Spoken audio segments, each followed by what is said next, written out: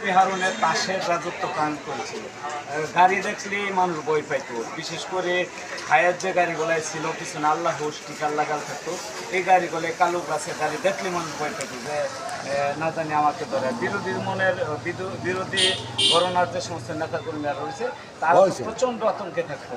আমাদের শ্রীপুরের বিভিন্ন নেতাকর্মী এদেরকে তাই সবাইকে, আমিও কয়েকবার অ্যারেস্ট হয়েছি, বারবারই টাকা দিয়েছি অ্যারেস্ট হয়েছি, এবং ওনার সাথে সরাসরি সাক্ষাৎ না হলেও আমার যারা আমার কাছে টাকা নিয়েছে বিভিন্ন সময় তারা বলছে যে এসপি সাহেবের নির্দেশ তাকে টাকা দিতে হবে। এরকম অ্যাভেলেবেল ঘটনা সারা শ্রীপুর থেকে আপনারা ঘুরেন, এইগুলা বাসায় প্রকাশ করার মতো অবস্থান নাই। এত বেশি ঘটনা কয়টা বলবো, মানুষ কয়টা বলবে, এদের অহরহ ঘটনা।